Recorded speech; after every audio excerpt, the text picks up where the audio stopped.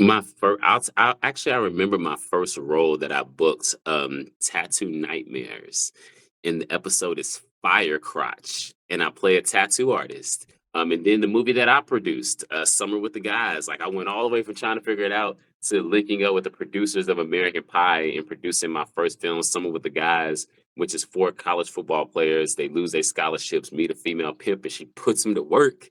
Hey there, wonderful viewers. Welcome back to GH Afric TV, where we bring you stories from around the world that will make you laugh, learn, and feel inspired. Today, we are thrilled to have you with us once again. My brother, Brashaad Mayweather. My brother, you're welcome to GH Afric TV. My name is Nino, and I'm glad to have you here. Hey, I'm spectacular, man. I'm happy. It's a good day, man. It's a great day. Great one. So, before we start with our conversation, any one or two to your fans. Man, go for it. Anything you want to do, man. I'm in my 30s. I produced a movie, Some with the Guys. It's out right now. Produced another film with one of my homies, Hidden Within, comes out in September. Wrote a book in my 20s. Played pro football, got cut, went from team to team, but at least I did it. You know, go for it. That's the main thing I want to say, man. And holla at me on TikTok if y'all want to hear anything that we speak about in this interview and learn some more. Just message me on TikTok, Brashaad, Mayweather.com, Brashaad, Mayweather, Mayweather, or on Instagram. Nice one. My brother, the last time we had a conversation, you were in South Africa. Yeah, South Africa. South Africa's home for me. That's home. Great. So, you as an American, was there any culture shock in South Africa as an American? Uh, it wasn't too much of a culture shock, man, because I'm from America, and in America we're only like I think 10 to 15% black. So to go somewhere that's majority black is cool. I feel like I fit in more. Yeah, I mean that's it. Like, I get to fit in more, so that was cool. Plus, we still, Western Cape is still very diverse with white people, Indians, Asians, a little bit of everybody out there. Great one. I see. Brashad, I want you to share your journey into acting and what inspired you to pursue this career. Oh man, I never actually wanted to be an actor. That was not a thing for me, man. I played college football. I went from team to team because one of my coaches got fired. I was supposed to be the next on deck. My coach got fired, and then a new coach brought new players in. So I ended up switching schools, switching to another school. When I was at that school, I started going to professional combines, ended up playing professional football, getting cut and traded from team to team. That didn't really work out, but it was all meant, you know. And during this, the biggest thing my mom told me to pray for the Lord's will for my life. And I thought the Lord's will for my life was to play football, but apparently not, because I'm going from team to team. I'm not getting the playing time that I feel I deserve or that I'm athletically able to do. But that just led me into entertainment. And it got me into, I started a TV show, the Mayweather Live Show. It was on Comcast in Florida every Tuesday and Thursday. Then it went on 4 days a week. And that kind of catapulted me after 4 years to moving to LA. And in LA, my first year there, booked 67 jobs, then partnered up with some people, got part of a talent agency in Los Angeles, and then started acting in South Africa, teamed up with some agencies out there. And the rest is history, man. Just keep going. I keep asking the Lord to guide me and just point me in the right direction. And things work out. I never even knew nothing about acting or any of this, but here I am producing movies and acting. Oh, okay. So, talking about movies, also talking about TV shows. What was your first significant role and how did it shape your career path? My first, I remember my first role that I booked. It was on this show. I actually seen it pop up on TV the other day. It was called Tattoo Nightmares, and the episode is Fire Crotch, and I play a tattoo artist. And basically, it's a reenactment show of people who got bad tattoos. And this episode, like I said, the name of the show is Tattoo Nightmares, and the episode is Fire Crotch. She had fire down here, and she wanted me to tattoo and change it. So that was like my very first role where I said something. And really, it didn't mold my career, but it just showed me the beginning portions of the things you kind of jump through. I did some of those little reality shows, like I'd be a model on Bad Girls Club, one of the guys that they rubbing out on and doing something to. Some of those court shows, did a couple of those to start. And then I started getting into the movies and the TV shows, and that's what you really want. My first movie, independent film, was I filmed them really at the same time. Terror Tunes 3 and SWAT 887, where I played one of the guys in the SWAT, and then in Terror Tunes, it's like a crazy weird. The Terror Tunes 3, boy, it's a crazy weirdo movie, but I love it because it was my start. And I played Wolf from the Three Pigs and the Wolf. I play the Wolf. It's like a comedy joint. So yeah, and then I just kept growing from there and wanting bigger and better. Great. So, can you tell us about your latest projects and the character you portrayed? So my latest projects, one of them is not out yet, but I'm looking forward to Netflix releasing this one. I don't say much because it's more about my presence being felt. But there's like six or seven episodes on this Netflix show. It was a top Netflix show last year in a ton of countries. That's going to be coming out. There's One Piece that was on Netflix as well. I played in like episode 5 and 6 as a chef.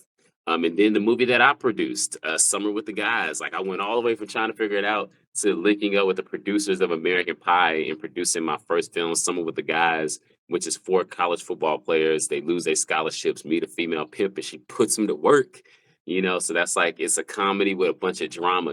So, and if people, I don't know where majority of your viewers are at, but if they go to Afroland TV, download Afroland TV for free, or go to the app, they can watch Summer with the Guys right there. That's like my bread and butter, the first movie I like produced. But I have a ton of movies, TV shows, video games. Like God is good, man.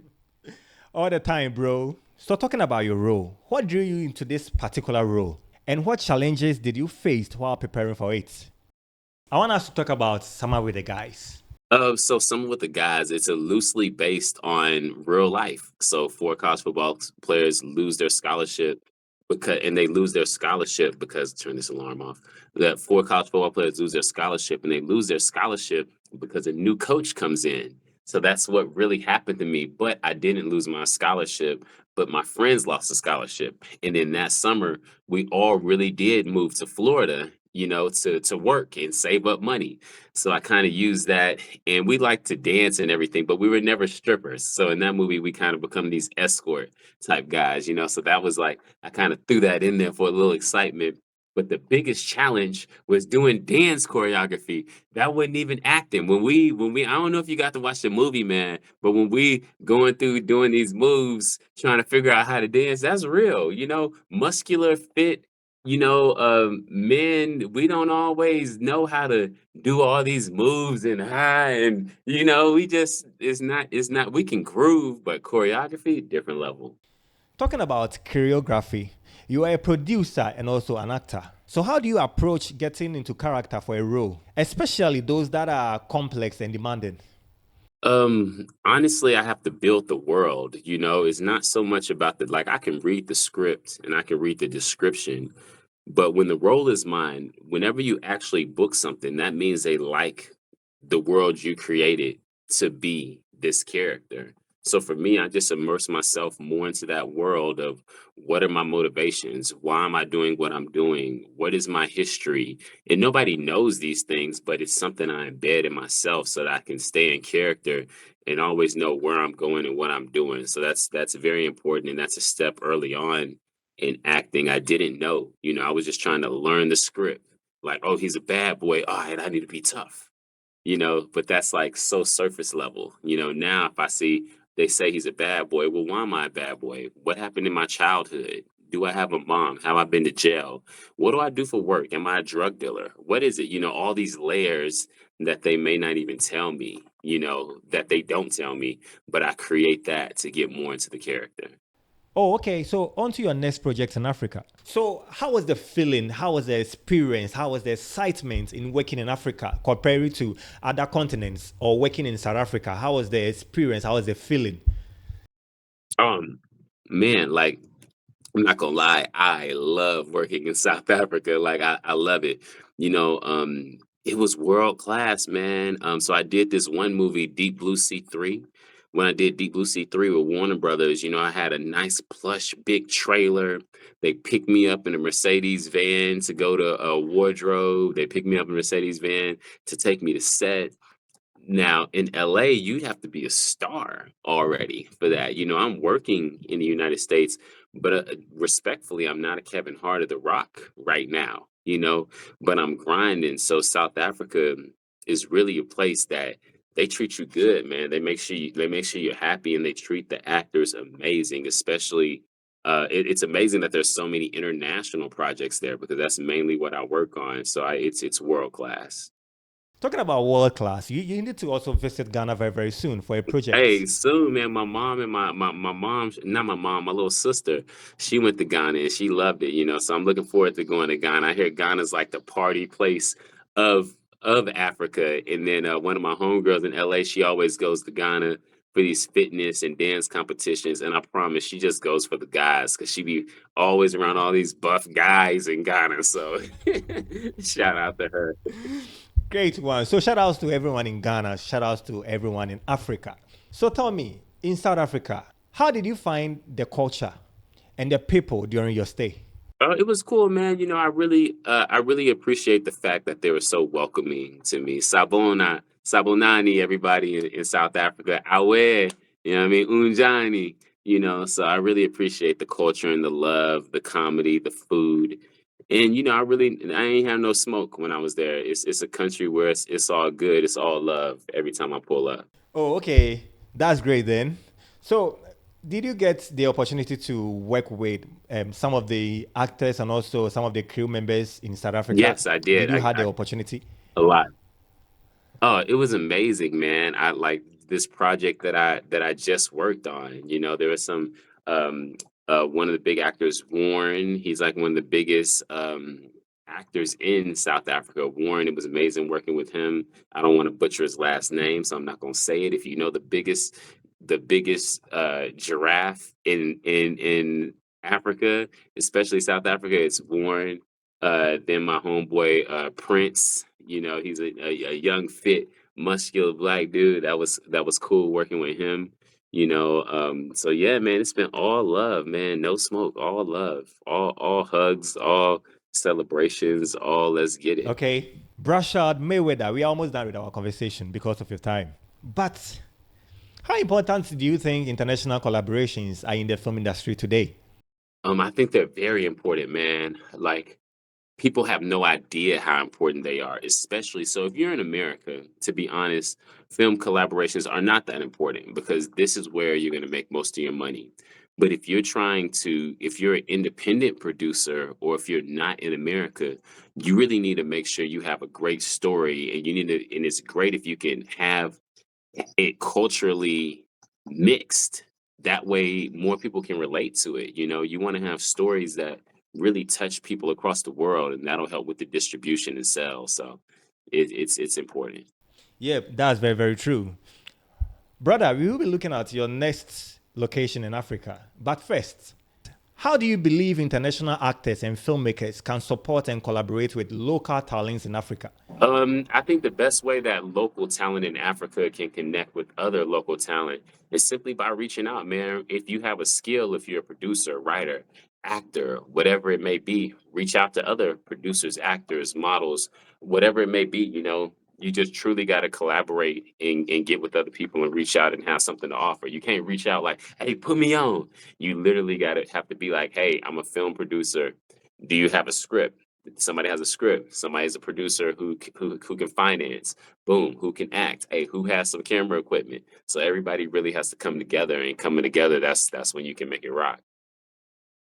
Brashaad Mayweather, which African country is next on your project? I wish it's Ghana though. I wish it's Ghana. But which African country is next on your project? The next in line country for my next project. I'm not even gonna lie to you, man. I'm filming in South Africa. South Africa's South Africa's gonna be, what I mean? That's where I'm connected. That's where the people rock with me, like I would be I love all of Africa, but South Africa feeds me, dog.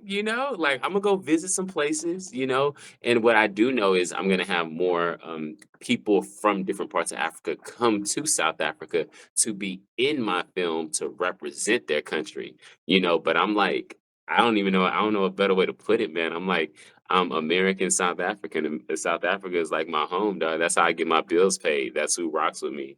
That's who shows me love. So that's they was first, and we rocking to the end. Nice one. So, like I said, we are almost done with our conversation. Is there anything you can say to your fans, supporters, everyone, those who have followed you through your journey, everyone? Is there anything you can say to them?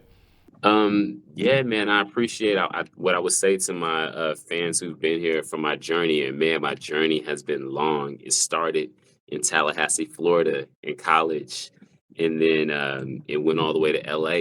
Then from LA, it went to South Africa. So everybody who's rocking with me, I appreciate you. Thank you.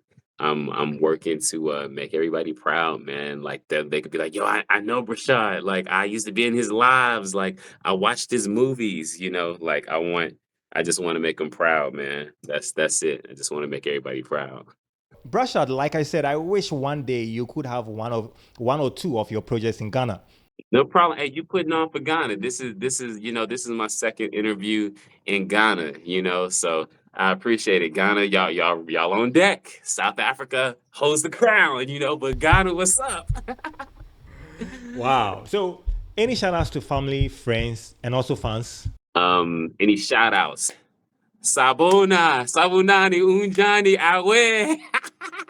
Shout out South Africa, baby. So that's gonna be my shout out. Shout out to everybody in LA, International Idols Agency, everybody who been rocking with me, man. Watching my movies, Summer with the Guys, checking my everything out, man. I got tons of movies and TV shows. Everybody who rocking with me, I love you. I appreciate you.